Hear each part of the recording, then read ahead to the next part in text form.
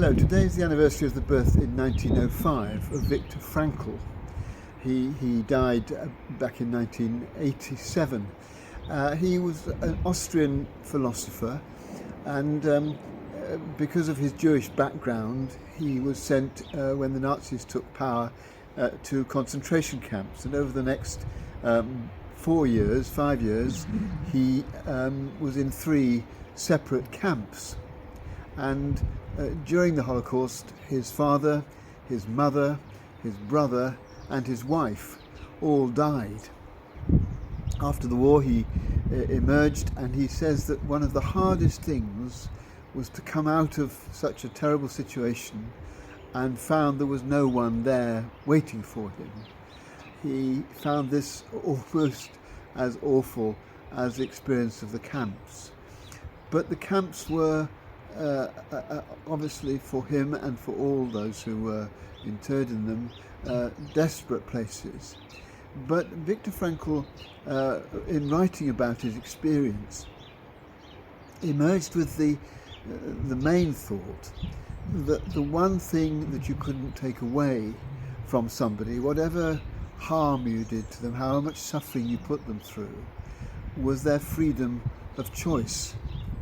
He says this: "The experiences of camp life show that humanity does have a choice of action. We who lived in concentration camps can remember people who walked through the huts comforting others, giving away their last piece of bread. They may have been few in number, but they offer sufficient proof that everything can be taken from a person but one thing, the last of the human freedoms, to choose one's attitude in any given set of circumstances, to choose one's own way." And what he's saying is very profound, and could only be said really by somebody who'd been into the depths of the experience of suffering, is that even in those moments there remains the opportunity to choose. Today, as we Christians, thinking particularly in Holy Week of Christ's suffering, give thanks for his choice. He did have a choice in those last days, as indeed he did throughout his life as a human being, and going through all the things that human beings go through.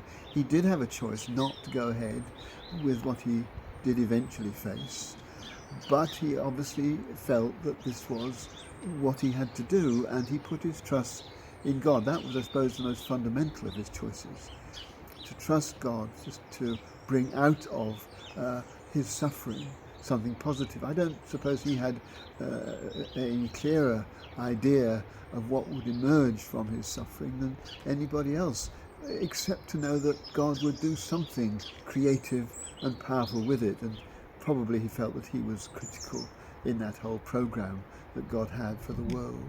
But he made a choice that he need not have made, and so in this Holy Week we give thanks for that, but we give thanks too for our freedom of choice. It is, for many of us here in the West, a great deal wider and broader than it is for the vast majority of the world's population. But even for us, sometimes we go through times when we feel there is only one way to go, we have no choice. But actually, in the end, the point is not which way we go, but the attitude that we choose to go along that path with. That's what I think Viktor Frankl is saying, is that whatever else happens to us, we can have an attitude that seeks to do good to others, to offer bread, like the people in the concentration camps, to people who are starving, even though we're pretty much short of it ourselves. We need to offer care even when we're not feeling particularly cared for. We need to be able to find an attitude that's positive and hopeful and consistent. And if we can do that at any time, but certainly if we can do it when things are really bad for us, then I think we're discovering what it really is, if Viktor Frankl is at all right, to be a proper human being.